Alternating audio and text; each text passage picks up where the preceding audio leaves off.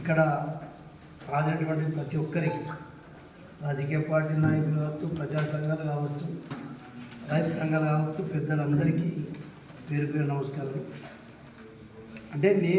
అంటే మనందరం అనుకునేది సమయం ఈ నవంబర్ 11. ఈ నవంబర్ మాసంలోనే మనం నేను వీటి అన్నింటి దృష్టికి మీరు అందరూ తెచ్చిన కంటే ఎక్కువ పాయింట్స్ అందరం మాట్లాడినా ఫస్ట్ చర్చించుకుని ఇప్పుడు రాసుకుంటాం. దాన్ని అందరం కలిసి ఏకీభవిస్తూ ఇప్పుడు ప్రజెంట్ పొజిషన్ ఏంటంటే మనం ఈ నెల లోపలనే ఈ 10-15 రోజుల లోపలనే నా వ్యక్తిగత అభిప్రాయం మీరు అందరూ ఓకే అంటే దానికి డిసిషన్ తీసుకుందాం అన్నం తిన్న తర్వాత. అంటే ఉద్దేశం ఏంటంటే సమయం లేదు. రైతులు ఇప్పుడు ఇది బర్నింగ్ ఇష్యూ. ఇప్పుడు ఏ గ్రామానికి పోయినా ఇది ఇప్పుడు లాస్ట్ కిస్సారి చెప్పినా అంటే ఏ గ్రామానికి పోయినా మీరు చేస్తున్న పని అయితే చాలా గొప్పది, నిజంగా మీరు చేయండి మేము వస్తామని అందరూ మనకు ఎంకరేజ్ చేస్తారు. దాంట్లో కొంత అభిప్రాయం ఏంటి ఎటువంటి దేవిదాస్ ఈ స్పందన ఏంటంటే అవగాహన అనేది నేను అనుకున్న అవగాహన ఇప్పుడు జస్ట్ పాంప్లెట్ ప్రింట్ చేస్తాం.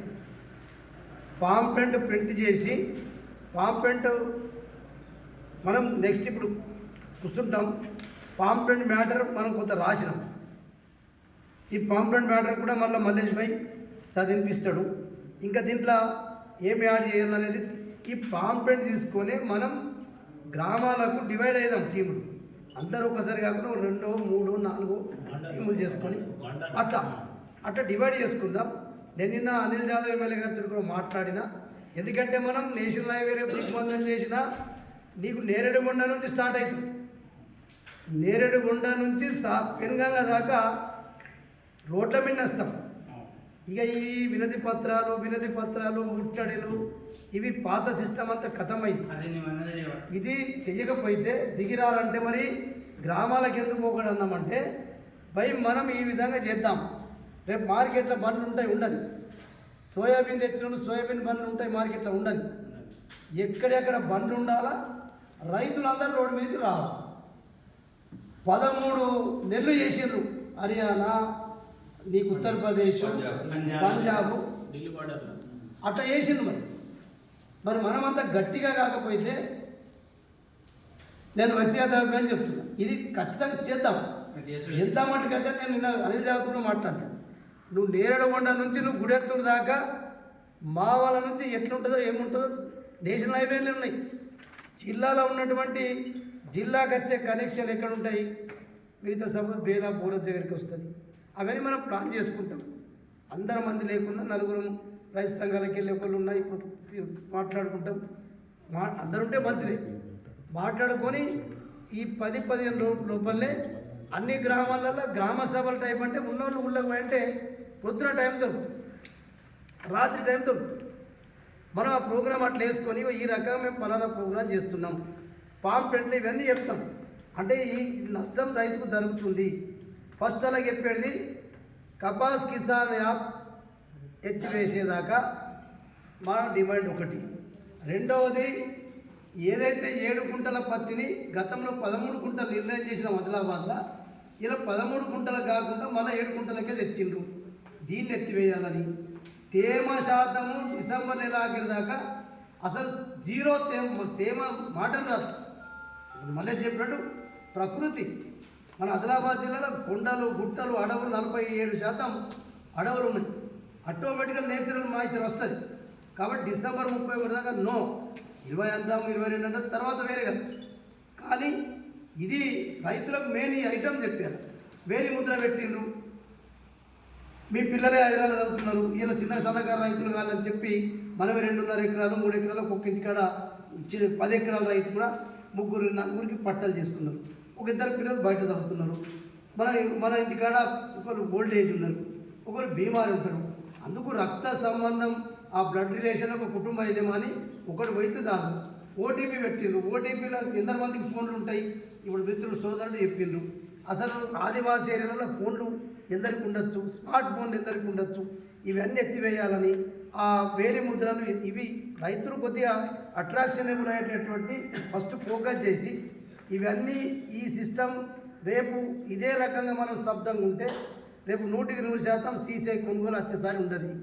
కేంద్ర ప్రభుత్వం నరేంద్ర మోడీ ప్రభుత్వం అప్పుడే పీడీపీ సిస్టమ్ తెచ్చినది. అది అప్పుడే స్టార్ట్ అయితే దాన్ని కావాల్సి సీసీని పక్క పెట్టించేసి వాళ్ళు సెంట్రలైజేషన్ కోరుకుంటారు తప్ప బీజేపీ డీసెంట్రలైజేషన్ సిస్టమే ఉండదు. 4-5 వ్యక్తుల చేతిలో ప్రభుత్వం ఉండాలా, నడాలా, వీళ్ళంతా బిచ్చగాలు కావాలా రైతులు అన్నదత్తానే చెప్పిండు. అమెరికా కాటన్ వచ్చింది 11%, మొన్న సెప్టెంబర్లో ఎత్తేసింది.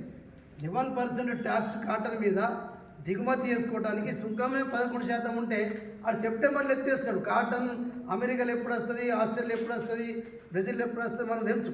మనకంటే ముందు వస్తుంది. ఇప్పుడు భారతదేశంలో టెక్స్టైల్ మిల్లన్నీ వాళ్ళు రా మెటీరియల్ ఎంత అవసరం అంతా నింపేసుకున్నారు. ఇక ఇది ఓడుకొనాలా, నువ్వు చెప్పినట్టు 2 లక్షల 3 లక్షల పేర్లకే మనమే ఇంకా దుర్గతి, మనదే ఇంకా ఎక్స్పోర్ట్ మనం పర్మిషన్ తీసుకుంటున్నాం. ఇవన్నీ కూడా కావాల్సి చేస్తున్నారు. మరి మేము చేస్తాం, మేము ముందరుంటాం. ఇన్ని పార్టీలలో సగం ముందరుంటాం. మీరు రైతులు కూడా రోడ్ల మీద వస్తే 4-5 రోజులు ఉండాలా.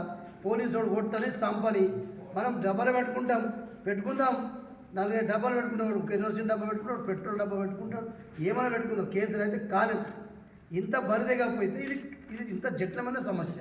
ఇక దీనికి కలెక్టర్ పత్రం ఇచ్చుడు, ఎంపీని ముట్టడించుడు, చెప్పేటి ఏదో చేస్తాం, వాళ్ళకి పోయి రిపేర్ ఇస్తాం. కానీ ఇది ఇచ్చుడు రేపు ఎల్లుండి ఇచ్చేస్తాం. కానీ అది అయినా కాకపోయినా మన ప్రోగ్రాం డిసైడ్ చేసుకుందాం. ఇప్పుడే పాంప్లెంట్ ప్రింట్ చేద్దాం. అన్నిటికీ నేను పాంప్లెంట్లు విషయంలో ఒకటేంటంటే మండల వారీగా డివైడ్ చేసుకొని ఇది అనిల్ జాదవ్ గారు వాళ్ళ ఏరియాలో వాళ్ళ మండలాలలో మండల నాయకులకు చెప్పిస్తాడు. మన అక్కడ కూడా ఆల్ పార్టీస్ మన నాయకులని అనిల్ జాదవ్ దగ్గర కలమంటాం. తను హైదరాబాద్ ఇలా లాస్ట్ ఉండమన్నారని అతను రాలేదు, లేకుంటే నేను సమావేశం రమ్మను. ఎందుకంటే ఛాలెంజ్గా తీసుకుందాం. అట్లా చేస్తే మన రైతులు గట్టిగా పడతాం. ఇప్పటిదాకా సోయాబీన్ కాట చేస్తున్నాడు. మనం ఇక్కడ 10 కుంటలు నిరుడు కొన్నాడు సోయాబీన్ చేనంత. పాయల్ శంకర్ గారు జిమ్మికి చేసిండు. ఆ తుమ్మలాచరు ఎప్పుడు జిమ్మికో పిమ్మికో 10 కుంటలు కొనిపించిండు. సంతోషం, మనం అభినందించినాం ఆ రోజు. మళ్ళీ నువ్వు తుమ్మలాచరకు ఇచ్చినావు. 60 తుమ్మలాచరు చెప్తున్నాడు తేమ బీమా రంగుమారుడంతా కేంద్రం నిబంధన తగ్గించాలని ఆయన చెప్తున్నాడు. ఆయనకు ఈయనిచ్చి ఫసల్ బీమా ఇప్పుడు వేసాడుగా 31 జూలైకి దాని లాస్ట్ డేటు. ఫసల్ బీమా టైమే కాదు అంటే డైవర్షన్ పొలిటిక్స్ చేయొద్దు అనేది నేను వ్యక్తిగతంగా మాట్లాడినా. ఎందుకంటే ఇవన్నీ మరి ఈ వాస్తవాలన్నీ చెప్పడానికి కొరికే నేను దేవిదాస్ ప్రచారం అన్నా. గ్రామాలలో పోయి అవేర్నెస్, ఇప్పుడు నువ్వు కిసాన్ యాప్ గురించి అవేర్నెస్ కాదు, మీరు రావాలా, మేము పలానా రోజు ప్రోగ్రాం పెట్టినాం, మీరు ఖచ్చితంగా వస్తేనే నీకు పెనుగంగా డొల్లాల నుంచి రోడ్ల మీద కూర్చుంటే నేరేడుగుండ దాకా మనమే టోల్ ప్లాజా దాకా మన జనాలే ఉండబడతాం. ఇట్లా చేస్తే ఎన్ని రోజులైనా కానీ అట్లా చేస్తాం. మరి ఖచ్చితంగా రావాలా. సరే ఉన్న ఊళ్ళకి జాగా సరిపోదంటే మనం ప్రోగ్రాం చేసుకుంటాం. పలానా రోజు ఆడ డోలార కాడికి వెళ్ళి పెండల వాడను కామాయో కోటను అక్కలు ప్లాన్ చేసుకుంటాం. మీరు ఈ రోజు వస్తారు, ఇంకో రోజు ఇంకోళ్ళు వస్తారు. మనం కూర్చుంటే చర్చించుకుంటేనే రిజల్ట్ వస్తుంది. ఈసారి ఇది పక్కా చేద్దాం.